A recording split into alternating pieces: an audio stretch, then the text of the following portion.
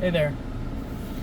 And today I want to talk to you about, well, talk to you about communication, you know, and what things you need to focus on. That small talk, the jokes that you make, and the deep conversations that you accomplish, really. All these little things, they add up over time. And if you're not careful, one will take precedent over the other. And that's who you become. I don't know why I'm telling you this, but I'm starting to realize that my character, my personality, it definitely is flawed. And I can't change who I am, but I can change my actions and maybe some of the words that I say. I'm starting to realize that how can anyone take myself seriously if I can't take myself seriously? You know, that's that whole thing before you get anyone to love you and get in a relationship with someone, you should love yourself, you know, and be proud of yourself. And I would say I'm proud of what I've become so far, but I feel like there's always going to be something that says I'm not good enough. And I think that's a very male thing to do, just never being perfect. Maybe that's why we try to accomplish so much. And we need to be okay with ourselves, but also understand that we can be better and we should be better. That is the dilemma, really. Now, I understand that I may make jokes too much sometimes. And I think I go overboard. I think I do. And the reason I do it is because, well, what else is there? I could be serious. I can have really deep conversations, but end up pissing somebody off. That's not a good look. And I could also do small talk and never really get down to the point, something that really matters. I could just constantly talk about the weather and what happened on the news and what's going on around us. Oh, that thing's getting built over there. Wow. I drove by it about 40 times, but yeah, that is interesting. I don't know, it just seems kind of pointless. Don't get me wrong, we gotta talk about stuff, I get it, but and I do that all the time. I mean, small talk is part of life. But you know, I feel like jokes are separate from that. You know, making jokes, simple stuff, it's witty, whatever. As long as it's not hostile, not angry or bullying or whatever, it's just a genuine joke. And it's to make somebody laugh, you know, that's it. That's all that matters. I like to keep people guessing. Maybe that's mysterious, or maybe that's quite the opposite. Maybe it's too much. Maybe I should become more reserved. But to me, being more reserved means being more this. Oh yeah. Really? Wow. That's crazy. And yeah, I could do that whole like mysterious thing, but that's not me, you know? Be nonchalant or whatever. It just doesn't work. I don't like it. I don't want to be the funny guy either. I'm not trying to be. But I don't want people to get the wrong impression from me, because they already do. I mean, I got a stare that is full of a lot of pressure, alright? I got some German ancestry that makes my stare, like, I'm just be like, making eye contact with somebody, be like this.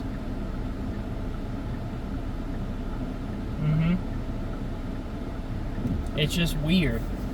So I can't just be nonchalant. It doesn't work on me. I intentionally make myself tired, and I'm on a lot of caffeine, but on top of that, I'll kind of like make my eyes tired on purpose, because maybe I won't be so like, you know? And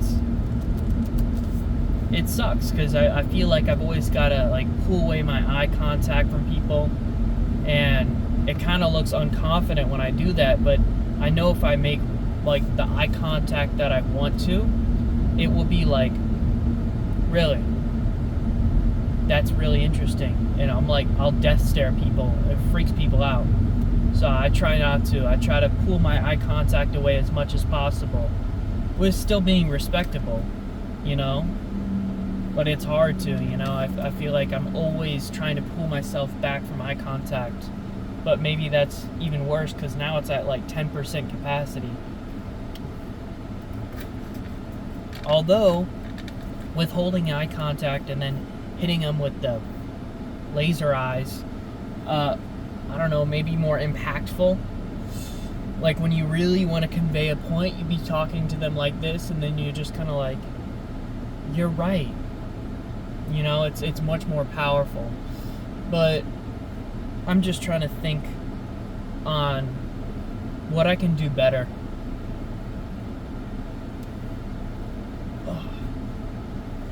And I don't know.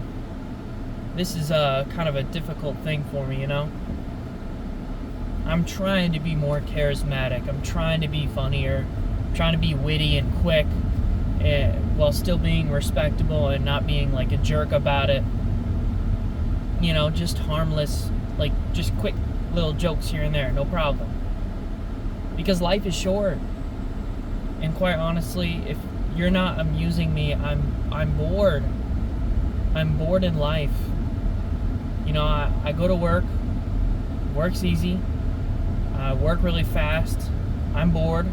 I don't want to do busy work, but I will do hard work when it needs to be done. But I don't want to be clicking away at a computer all the time.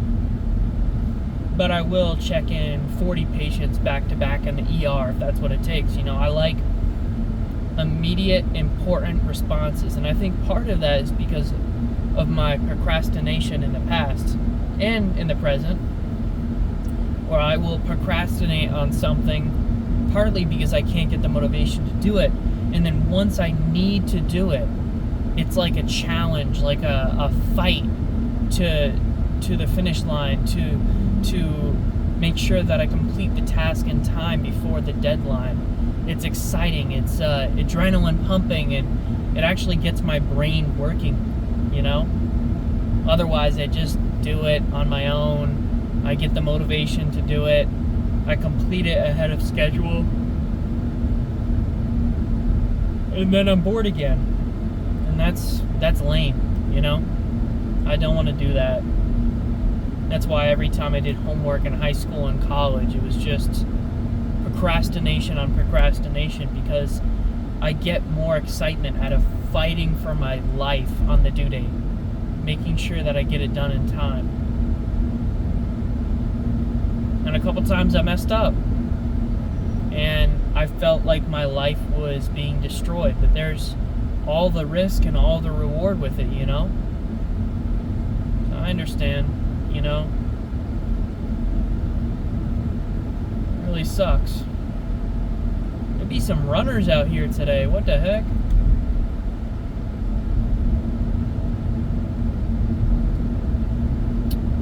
I don't know.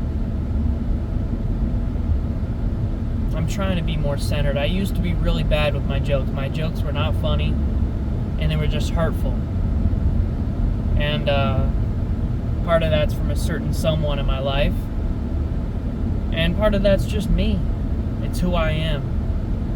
I've found that I'm really good at reading people, and that means that I can get down to their values very quick, and make jokes that are a little bit too deep. They cut a little bit too far in.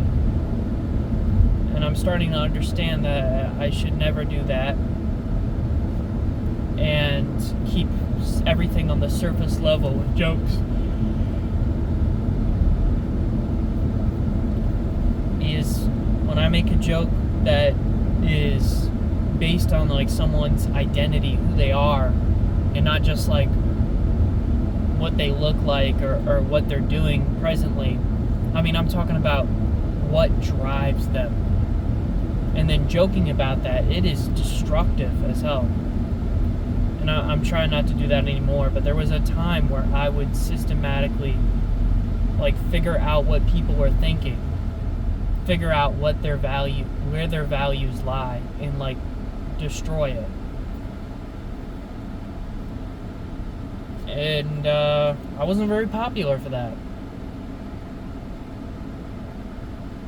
And I didn't do it in malice or anything. I was just trying to get a deeper connection with people. I was struggling, just really trying to find a connection with someone. And I figure, well, that's what people do. They talk about deep things, but I can't just have a deep conversation with this person, so I need to make a joke that cuts deep, so that maybe we can have a deep conversation. But that's not the way it works. Because when you make a joke about somebody that's in depth of their personality, it's not funny because they are sensitive about it. They are fearful of it. They don't fully understand it themselves yet. Like for me, when I was younger, I was a snack boy. I'm still a snack boy. I'm still big. I haven't gotten that big though.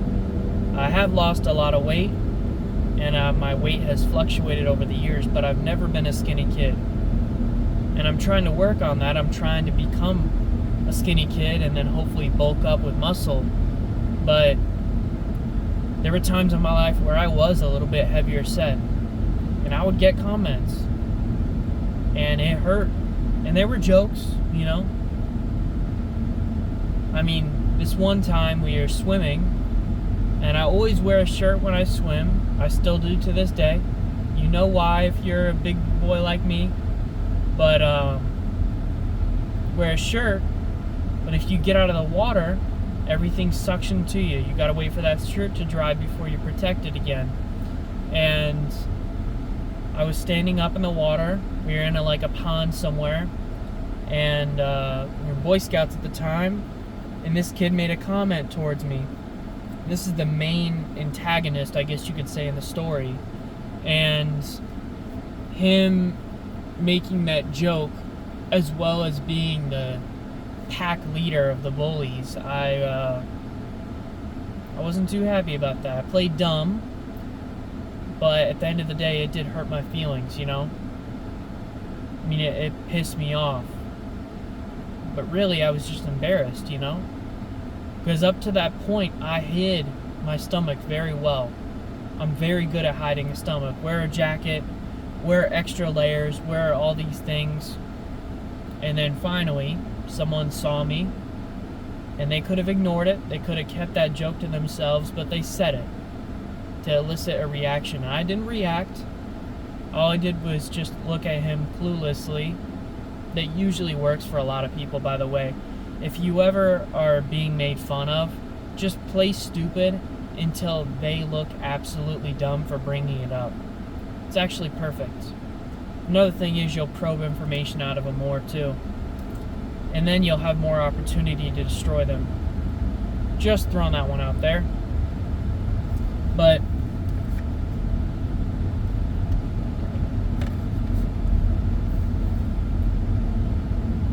I understand, because when I was younger, I was made fun of for that. And I think to this day, if we want to get into this really, I know we're kind of straying away from the whole communication and life skills and social skills, but let's get down to pretty privilege, because I think this is part of the social skills thing. If you've ever looked at Jubilee or whatever, or BuzzFeed videos, they're all bogus and stupid, but one of them talks about, pretty privilege and everything, and it is true. If you are handsome or beautiful, as female or male, it doesn't matter if there's another member of the opposite sex that is straight or gay, or a member of the opposite sex or the same sex that is straight or gay. It does not matter, because if you are attractive and there's a person in front of you that is your interviewee, per se, at a job interview, even if they are the same sex as you, and 30 years older than you, the pretty privilege is real. If you are handsome or if you are beautiful, you have an advantage. And it's important that you realize that while you're young, so that maybe you can change that and not be so big and maybe get some muscle or whatever. Because once you walk in a door and you've got 40 pounds of muscle on you, you look different. You look disciplined, you look strong, and you also look attractive. And even if a person that isn't necessarily whatever, they still see that and they respect that. They're envious of it, they're jealous of it. It makes them, decide, well, this guy is inspiring. This guy's inspiring to me. I would hire him just based on this. So from the moment that you walk in the door, as long as you're not an absolute moron, they'll probably hire you. What are the laws of attraction? The first thing is you got to be attracted to somebody. That means not talking to them. That means not even interacting with them. I mean, simply just looking at them, you're attracted immediately. That's not just your physical body, but also your attractiveness. And I see the difference in that, right? So your face is very important. And part of your amount of fat determines your jawline, but also your facial hair, what quality you keep your facial hair in, your hairstyle. Mine's a little whack today. Your skincare routine to keep your skin smooth and not full of acne. Your age range can be determined by your facial structure. And then it comes down to your body, your physical attributes, the style of your clothes that you're wearing. What type of person are you based on your clothes? All of those things are your perception to others. And if you have a bad reception, if you are wearing cargo shorts and a graphic t-shirt that says I heart MILFs or something, I don't know, stupid, right? I heart unicorns with a big old unicorn on it, and some cargo shorts that are like white cargo shorts and I heart unicorns, or Jim Reaper or something, like, it doesn't look good. It's not attractive. The type of tennis shoes you wear, are you wearing the most absolutely garbage tennis shoes ever that have a bunch of stupid colors on them? They're 4 different colors. They're from a big brand. They're puffy. They're tall as hell, and big old boots or whatever. It looks weird. You're wearing Crocs. They cost you $20. That don't look right either. If your shoes are torn up, what kind of watch are you wearing? Are you wearing any jewelry? Or are you just rocking it solo, nothing else? Your chest hair, how well trimmed up your beard is. I know I already mentioned that, but I just want to double check with you again. I make sure to trim up my beard the best I can, but I'm still kind of growing my stuff, so I know it's kind of patchy. I understand that, but every time I shave it, people make comments, so I'm trying to keep it the way it is. And I'm also seeing if I can actually grow it or not. And that's going to take time. I'm getting a derma stamp today, so hopefully that might help. Now, I'm not saying Patrick Bateman had it all figured out with American Psycho, but the image to others is very important. And it's not just your body or your facial structure, your skincare routine. It is also your mannerisms, your actions, your jokes that you make, how you present yourself to the world. And that means the conversations that you have one-on-one and in group settings. You need to understand how important this stuff is,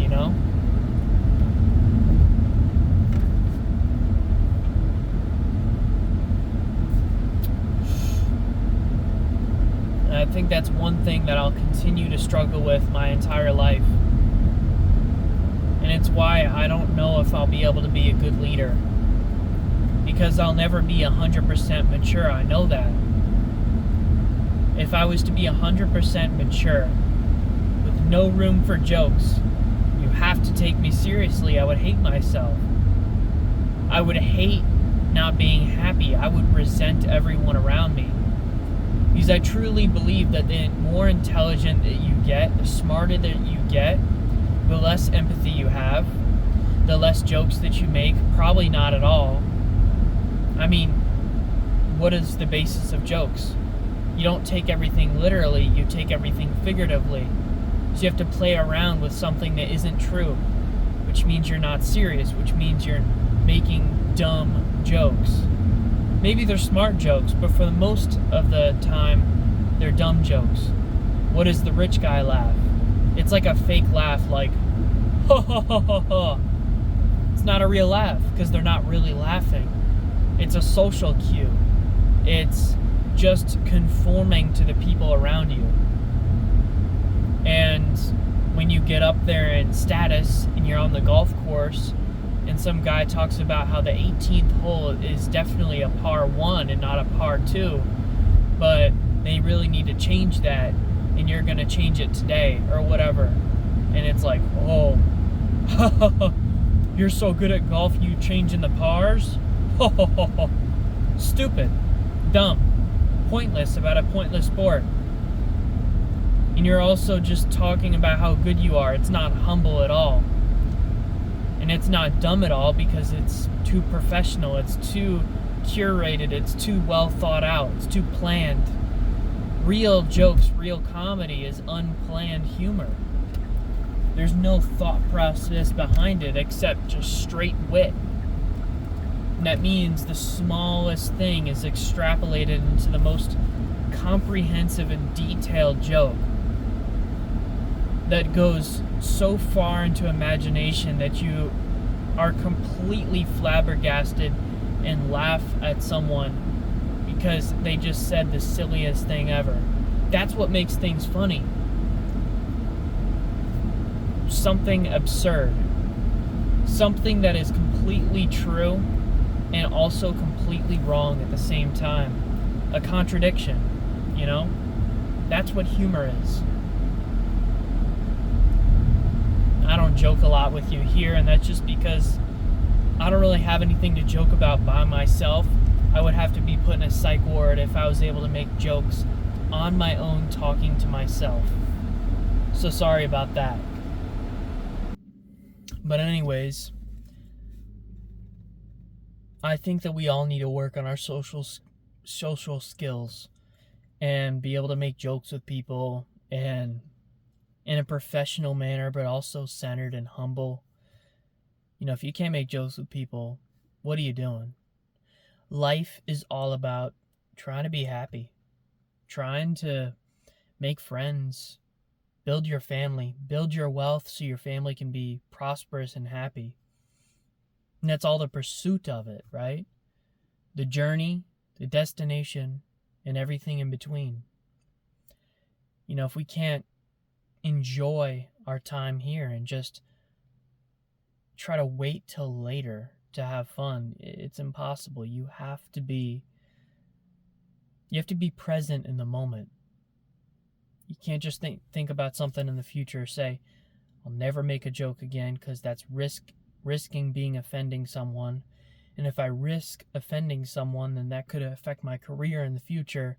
And then if I do all these things and maybe I make a joke to somebody, they don't like it, then they tell somebody else and it affects my social life. No, that's you can't do that. You have to be honest with yourself. You have to be honest with others. And you got to be able to joke from time to time. You got to have a sense of humor. I mean, life can be terrible. And if you can't have a sense of humor, what are you doing here? I mean, they say people with trauma, what do? They make jokes about the thing that happened to them. Why? Why would something like that be funny? Because it's the only way to cope. Because the world is not a perfect place. And it can't be. And it shouldn't be. I mean, people are inherently imperfect. And that's okay. Because that's what makes everything more funny. You know, when you say a word wrong, when you make a mistake and you own up to it in the wackiest way possible. When you are the most embarrassing person that asks someone out and saying it and like stuttering and freaking out, you're blushing red, and you're like, I had a question. Would you want to go out to homecoming with me? All of that. I mean, everything comes down to humor. We gotta laugh. Have to. But anyways, I'll see you next time. And by the way, can you leave a comment? I'm not even asking you to subscribe. Just leave a comment if you made it to the end. Ask me something. Please. Because the next videos I gotta do require research. And now I gotta go on my computer now and research your best PCs for the dollar right now. And what is the best phone camera out there? I don't want to do all that. I just want to talk to you. And that means I got to sit down on my computer and record a terrible video and then edit it together and no one's going to watch it. No, I just want to talk to you like this. So I need some topics to talk about. So throw something in the comments. Anyways, I'll see you later. Peace.